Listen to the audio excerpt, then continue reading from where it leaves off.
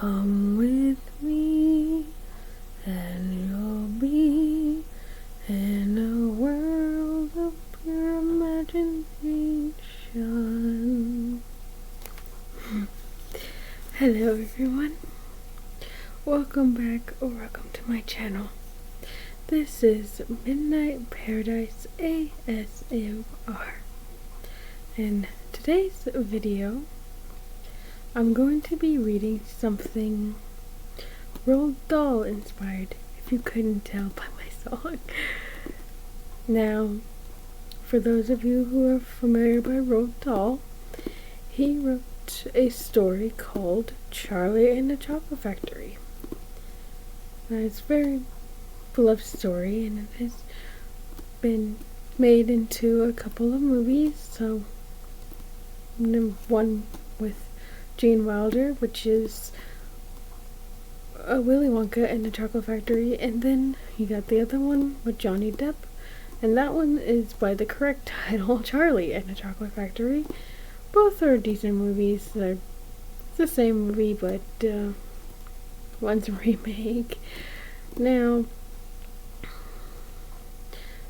for some of you may know,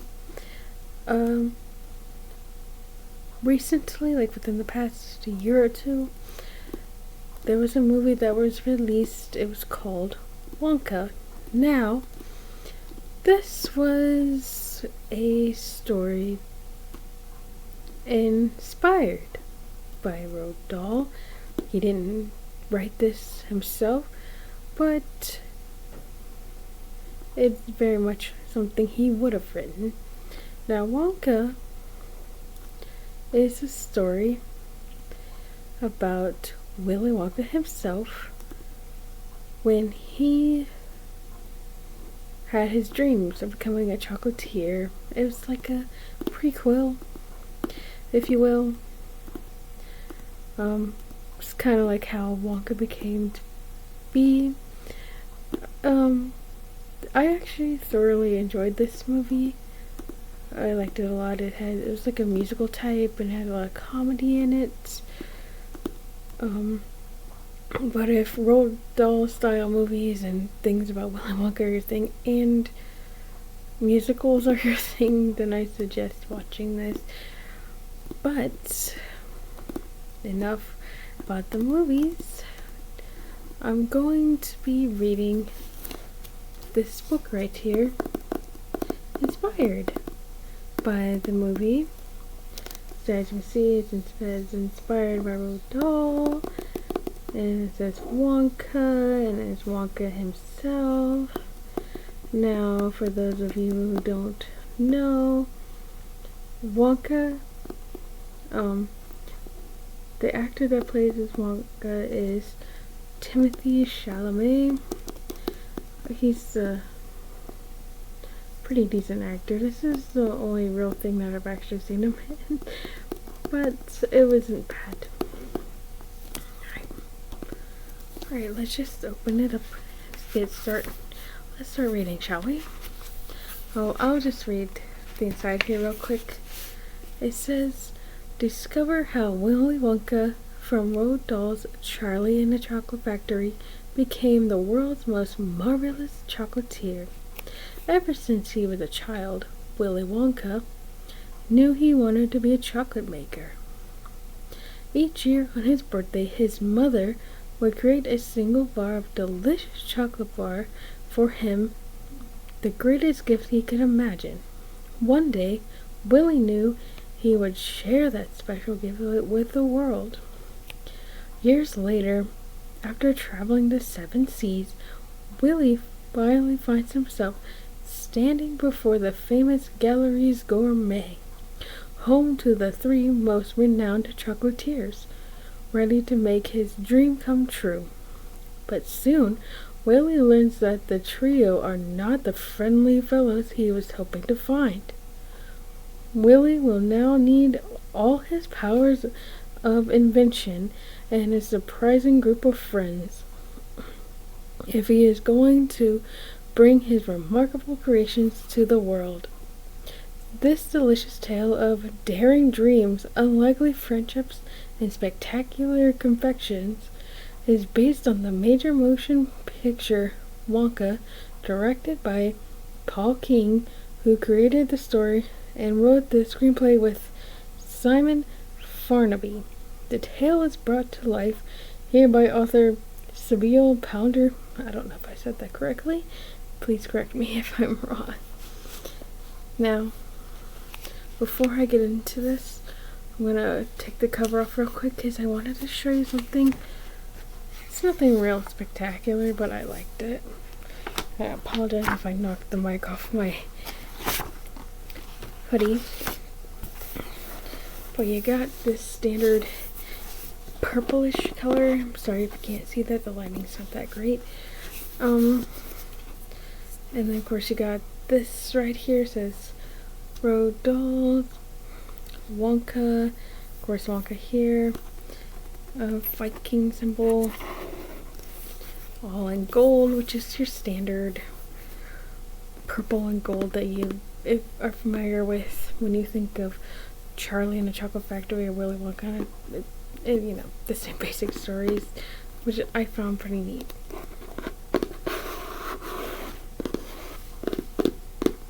Gonna go ahead and put this back on. Give me a second.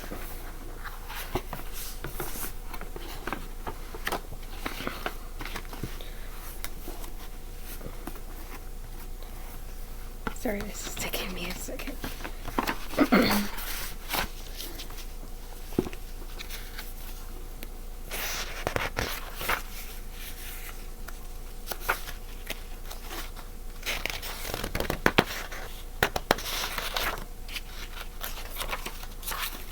Now, right here, as you can probably see, sorry it's a little blurry, those are books by Roald Dahl himself, like the actual books. You can read them off too. There's the BFG, which stands for the Big Friendly Giant, for those who aren't familiar. Then you have Billy and the Min Pins. Then you have Boy, Tales of Childhood, and of course, they were so famous and much loved Charlie and the Chocolate Factory. And then there's a sequel to that, Charlie and the Great Glass Elevator. And then you have Danny, the Champion of the World. You have Dirty Beasts. Then you have The Enormous Crocodile. After that is Essiotrot. Then you have Fantastic Mr. Fox. And after that is George's Marvelous Medicine. After that one is The Giraffe and the Pelly and Me. Next on the list is Going Solo. And then next is James and the Giant Peach. So I'm very much familiar with that one. I really like that one. I also really like Fantastic Mr. Fox, and I think I'm familiar with Essiotrot, I'm not sure. And I forgot to mention I was also familiar with the BFG. Okay, so after James and the Giant Peach, you have The Magic Finger and Matilda, another one of my favorites. The Missing Golden Ticket and the Other Splendiferous Secrets. After that is The Revolting Rhymes. And then next is The Twits. This one I don't know if it's as known, but it's very interesting. These two characters, they're husband and wife, and they are truly revolting and kind of mean, but it's an interesting story. And after The Twits, they have The Vicar of Nibbleswick. Then you have The Witches, and then last but not least, The Wonderful Story of Henry, Sugar, and Six More. Now, I don't know if that's all of the books by Roald Dahl in the entirety, or if that's just all of the ones that they decided to put on here. I would have to look that up. But, a bunch of these I'm very familiar with. At least 6 of these. When I say this, I'm not really a reader more of a watcher of movies, but I do like the movies based on these books. The Twits, that's the only one that of the ones that I have seen. I've only heard that in audiobook form, but I've never actually read it. And of course, there isn't a movie, so that's the only way I've heard that one, but it's pretty good. Alright, let's get on to it, shall we? And then they got a little section here. I don't know if you can see that. It says, How Willy Became Wonka, The Journey of an Incredible Story. I'll just skip on all that. There's a handful of paragraphs about each person. That's going to take a while. So you got your contents, and then your little prologue. Now, though this book doesn't have any pictures from the movie, which I was a little disappointed in, but oh well, it doesn't have to be in there to be a good story. Alright, let's get started, shall we? Prologue. Here comes Wonka. Now, I know I said I was going to read, but this, just a heads up, there's going to be some spoilers if you haven't watched the movie yet. Just a heads up, sorry, I'm just now mentioning that. But if you don't care, keep watching. But if you have seen this movie, please tell me what you thought about it. Alright, enough talking. Let's get to the actual story. Alright. Prologue. Here comes Wonka. Some children are born to be chocolate makers. This was certainly true of Willy Wonka. Yet, for a long time, no one would have thought it. For starters, he almost never ate chocolate. In fact, he ate only one bar a year. One day, he would grow up to live in the world's biggest chocolate factory. But as a young boy, Willy Wonka lived on the world's smallest boat. It was an old, narrow boat with a tiller painted in multicolored stripes and a cozy cabin with hand-sewn curtains. Inside, there was just a single bed with a soft-knitted blanket where Willy slept, an armchair where his mother slept, a stove, and a kitchen filled with broken cupboards and a worm-eaten dining table. The woodworms ate more at that table than the Wonkas ever did. Everything about the beginning of this story is small. The small boy, the small quantity of chocolate, the small boat, and the small family who lived aboard it. Willy Wonka's family was almost as small as a family could be. There was Willy, of course, and his mother. They moored their small boat on a quiet stretch of the river, and as not many people from town ventured there, they often had the lush river bank all to themselves. It was one of Willy's favorite places. There was a tall grass for lazing in, sprinkled with buttercups and rhododendrons. Sorry if I said that wrong. Flowering in colors of pink and mauve and red. Willy's favorite part was the gigantic willow tree with its thick branches that swooped low over the boat before dipping into the river. He thought of the tree as another member of the family, a twiggy old protector of their small but grand life.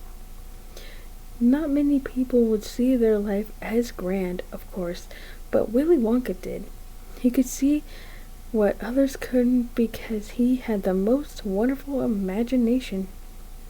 Willy's imagination would one day become as famous as his chocolate, but before it belonged to the world, it was small and new and belonged only to him. His mother was the one who nurtured it, letting it grow wild, so it could spin off into places no imagination had been before. And then there was the chocolate. The one bar. It wasn't much, but it was enough, because it was the best bar in the world. His mother would make it for his birthday, and as the special day approached, he would feel the excitement bubbling up in him until he thought he might burst. The chocolate-making ritual was always the same. His mother would tip a bag of cocoa beans onto the table and carefully count them out. He watched her pluck them from the table, one by one, and his mouth would begin to water. It took her all year to save up enough money to buy the right amount for one bar, and he could tell she was as excited about making it for him as he was about eating it. When the counting stage was finished, she threw the beans in the pot and began crushing and whipping and stirring, and the whole room would be engulfed in a chocolatey steam. It was so thick and delicious. It felt like being swept up in the most scrumptious cloud. Oh, how he loved to watch her stir the thick, bubbling mixture. As his mother made magic, Willie took long, deep sniffs of the rich, heavy smell and knew there would be no adventure in the world that he loved more than watching his mama make chocolate. Soon the delicious bar of chocolate would be waiting for him on the table, and he spent the rest of the day walking around with a melted chocolate mustache and a big grin. It was like that every year, and it was perfect. "You know, Mama," he said one year as they huddled around the table making chocolate, "I bet you make the best chocolate in the whole world. I'd taste all the chocolate that ever existed just to prove it." "Do you know where they say the very best chocolate in the world comes from?" she replied, looking around as if she was ready to tell a great secret. "The Galleries Gourmet. That's where the finest chocolate makers have their shops." "Theirs can't be better than yours, Mama," Willie said. "It's impossible." She smiled. "Well, as it so happens, I do have a little secret that even those fancy pants don't know." "What is it?" Willie asked, edging closer. He wanted to know the secret more than he ever wanted to know anything in his whole life. "I'll tell you one day," she said. "Now, while the chocolate sets, would you like to open your present?" "We should go, Mama," he cried suddenly, making her jump. "Where's that, then?" "To the Galleries Gourmet," he said, practically bouncing on the spot. "We could start a shop." She raised a curious eyebrow. "What? Us?" "Yes, with our name above the door and everything. Wonka. Everyone in the world will want our chocolate. Think how happy we can make people." His mother brushed some chocolate dust from her apron and smiled. "Oh, I can see it now. A fine shop, tables piled high with chocolate." Willie's eyes grew wide as the place materialized in his mind. "And the tables would be made of chocolate. The whole shop would be made of chocolate." His mother beamed. "What a wonderful dream, Willie." He slumped. "Is that all it is? Just a dream?" "Hey now," she said. "Every good thing in this world started with a dream. So you hold on to yours, and when you do share your chocolate with the world, I'll be right there beside you." "You promise?" he whispered. "I pinky promise," she said with a smile, "and that's the most solemn vow there is." Then she took a piece of paper, which she set aside to wrap the chocolate, and wrote "Wonka" across it, adding a swish and a swirl to the W and carefully coloring it in.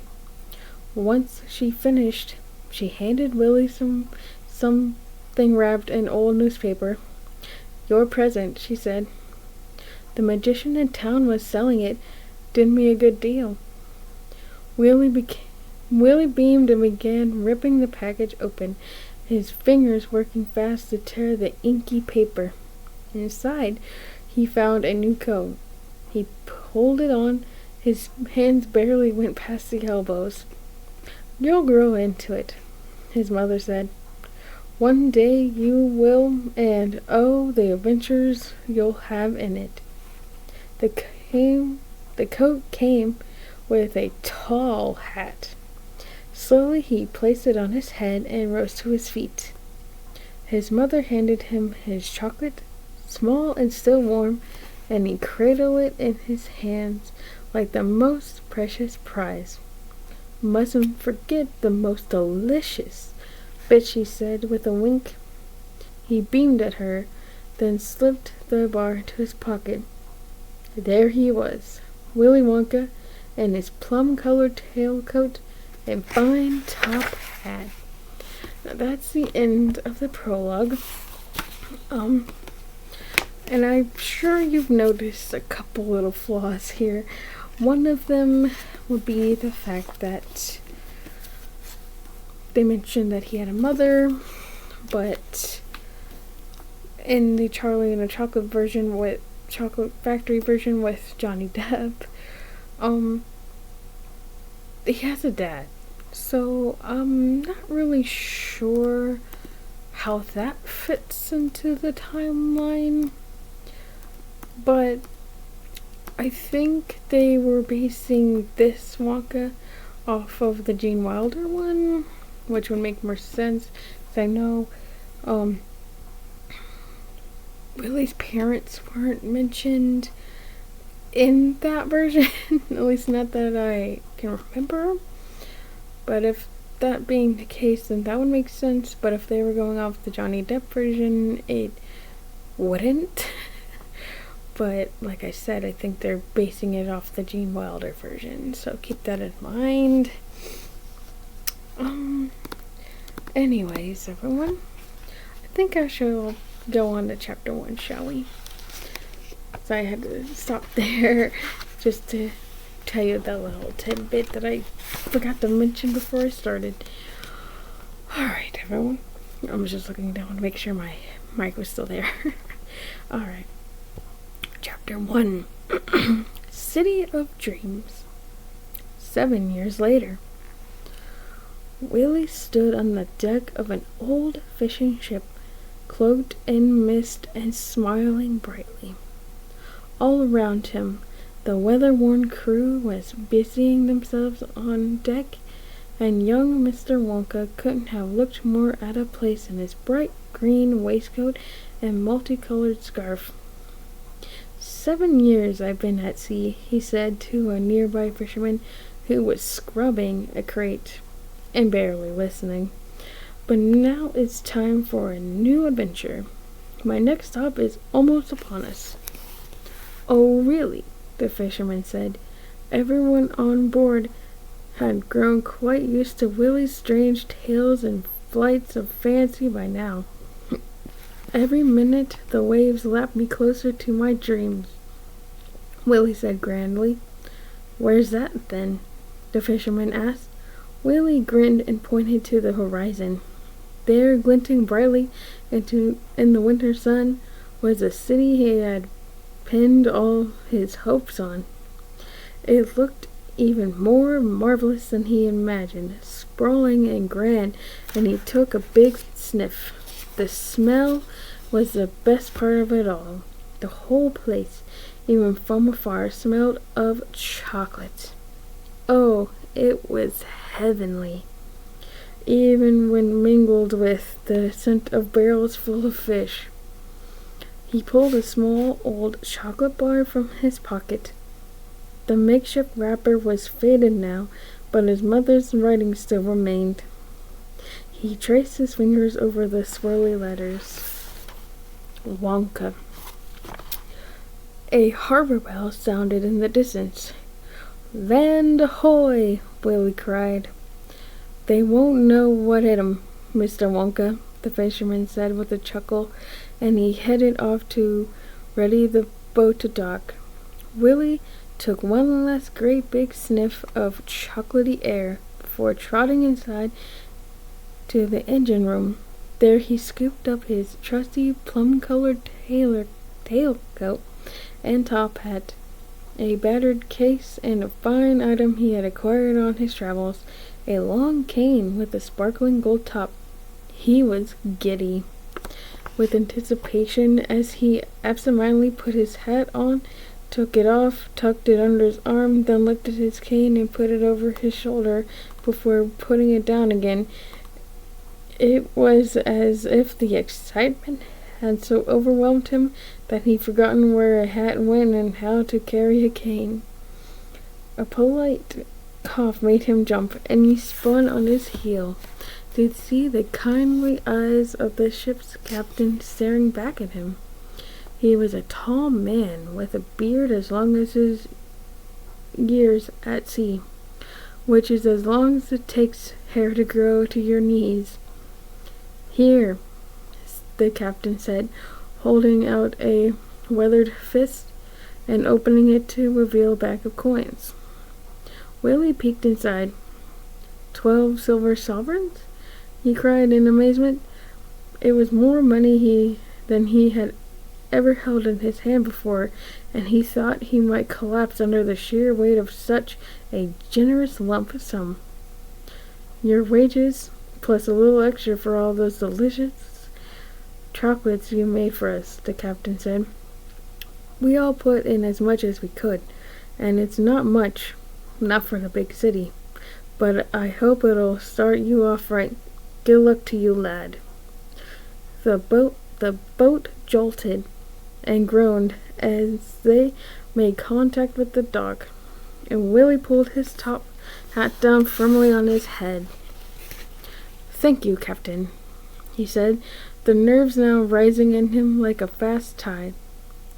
A crate was being craned out of the hold, and Willie jumped onto it, and up he went, leaving the amused captain in his wake. "You could have used the gangplank," a fisherman holding a gangplank shouted as Willie shot up past him, "if you'd given me a second." "I haven't a second to lose," Willie called down to him.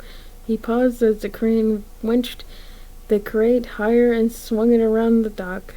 Then he spread his arms wide and cried, "Today is the day the world meets my chocolate."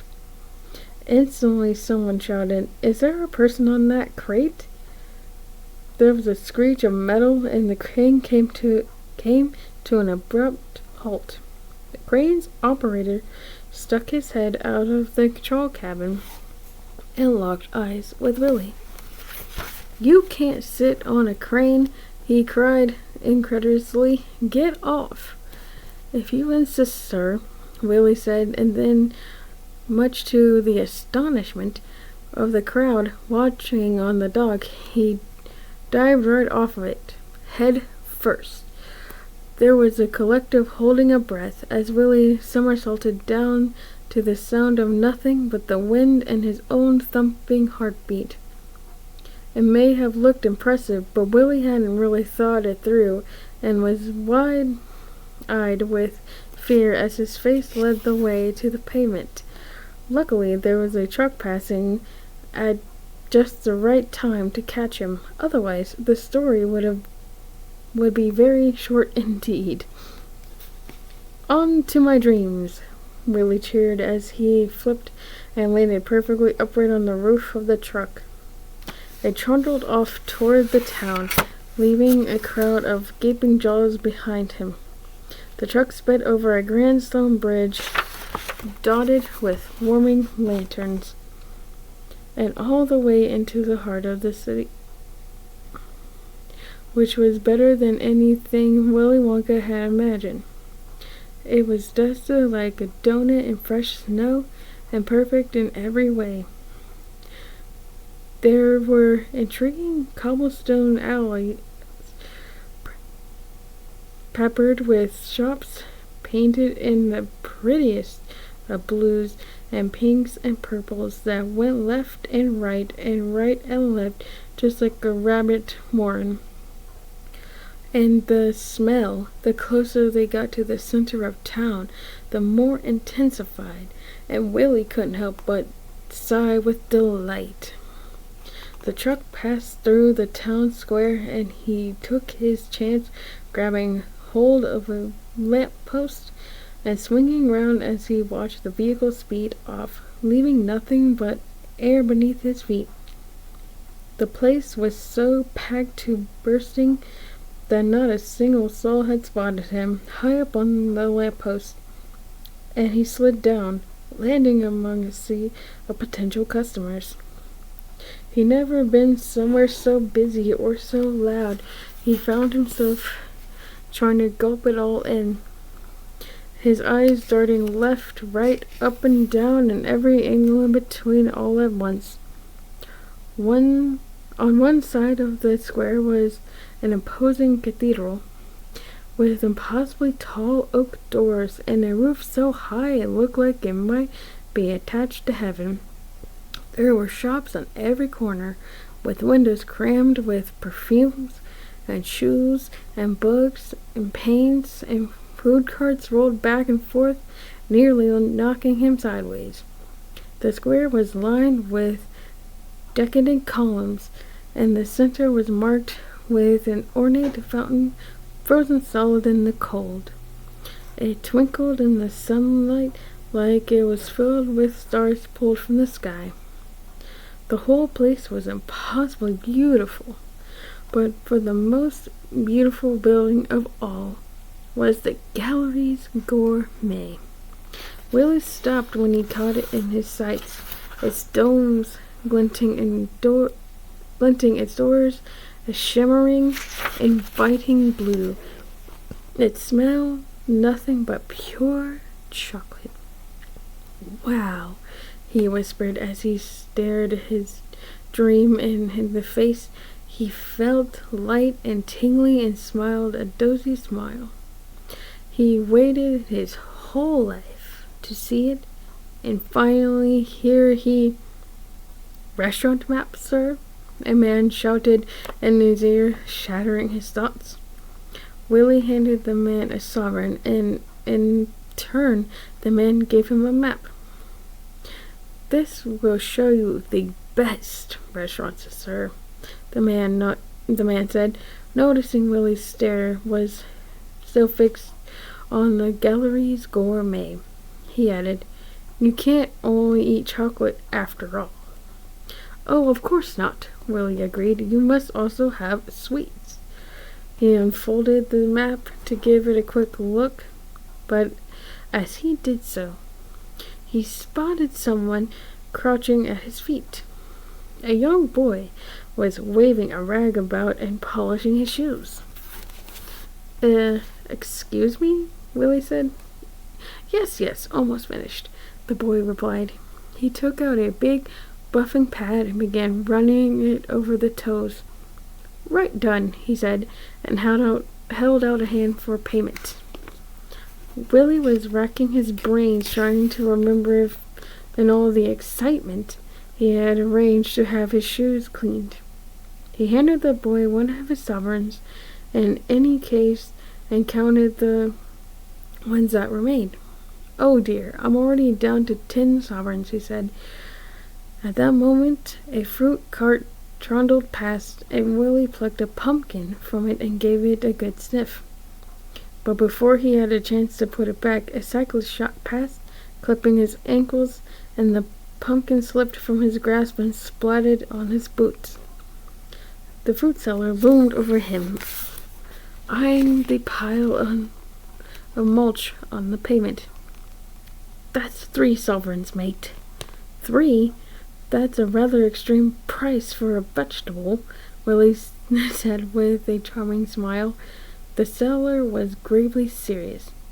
"You broke my pumpkin. You pay for it," she snapped, making Willie jump so suddenly the 3 sovereigns leaped from his hand and into the outstretched palm of the seller. "Pleasure doing business with you," she said.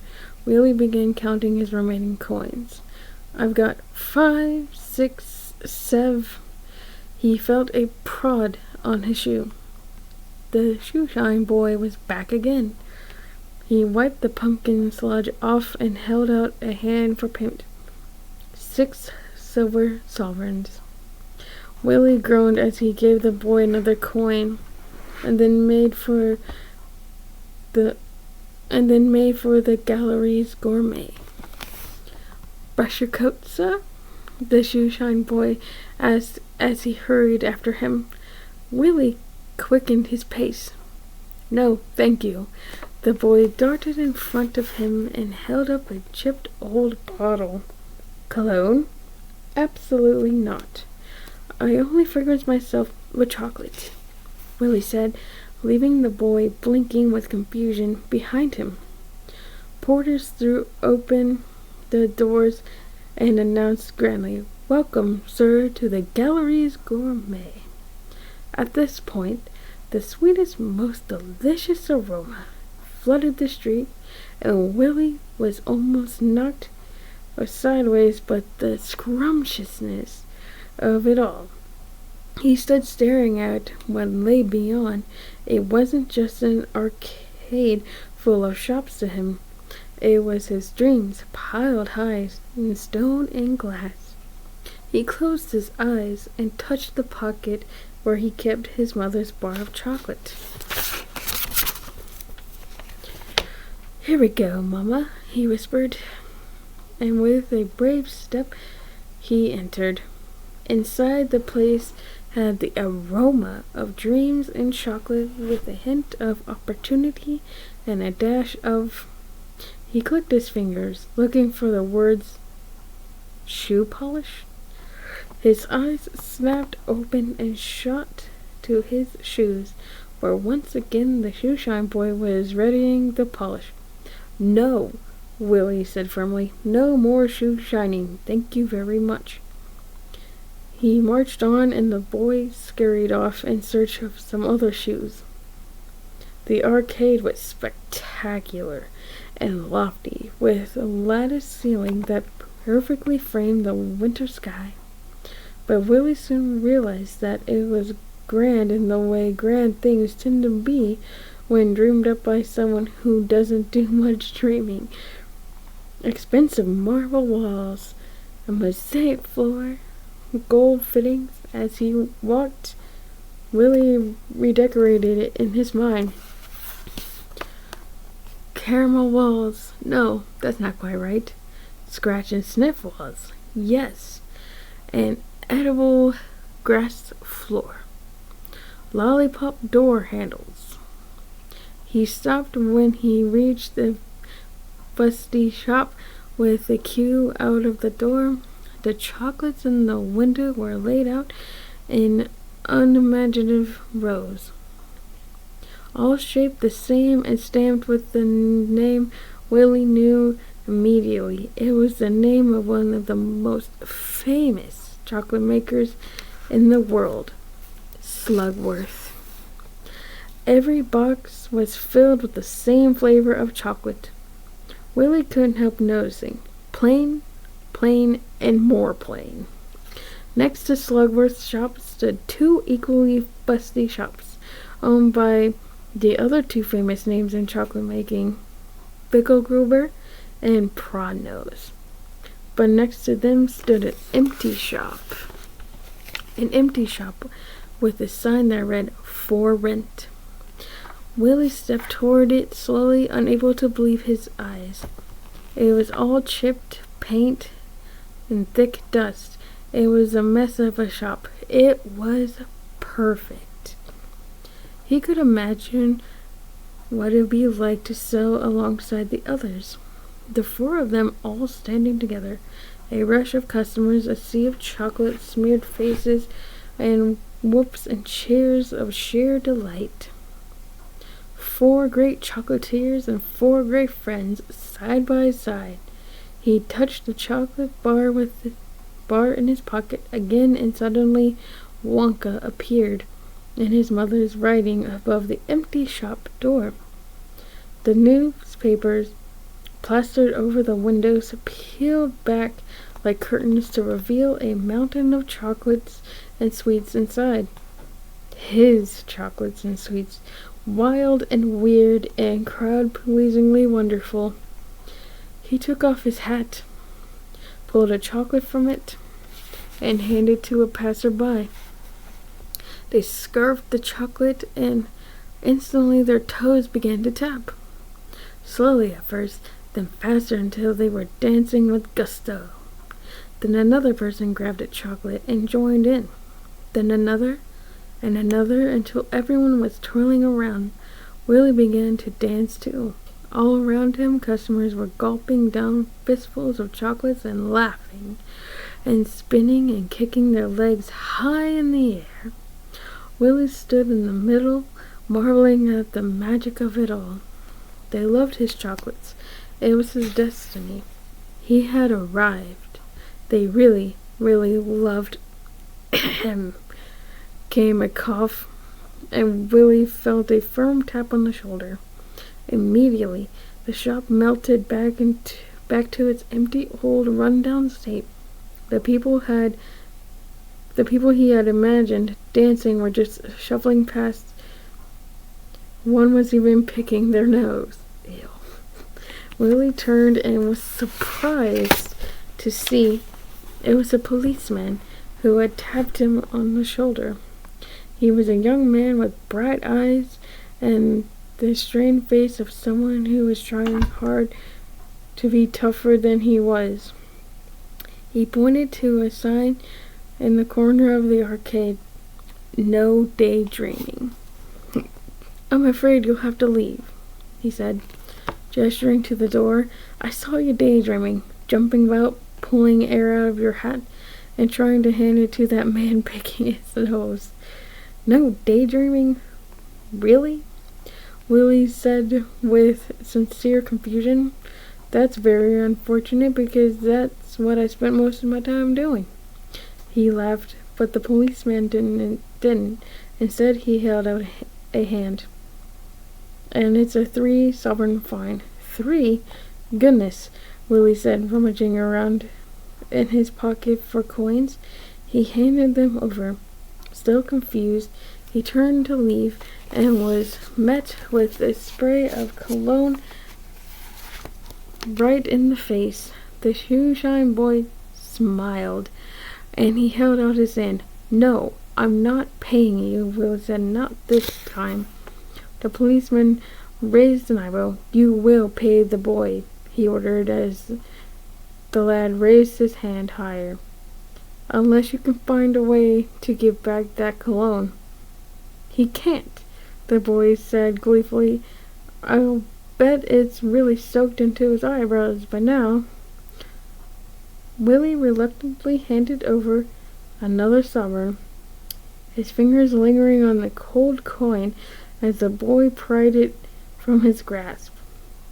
Then he made his way slowly to the exit, the usual spring in his step replaced with a disappointed shuffle. He made for the city's river bank. A good river always made him feel at home, but it was freezing, and the cold was biting at his cheeks. The city's colder than I thought. It would be a much more expensive. I can't even make a dozen silver sovereigns last more than one day, he muttered to himself. Just then he saw a young mother and her child shivering under a bridge. Could you spare a sovereign for a place to sleep? She asked. Oh, of course, Willie said, holding out what remained of his coins. Please, take whatever you need. She took a silver sovereign from his hand, leaving him with just one left. He flipped his last sovereign into the air and caught it in his coat pocket. Immediately there was a clang, and he looked down to see the coin had fallen through a hole. His final sovereign had bounced off his boot and rolled away down a drain. He frowned. Well, there goes the hotel. Okay, everybody. that's the end of chapter 1. And I think that's a good spot to save for now. But I hope you enjoyed this reading of Wonka. And I will see you in my next video. Bye!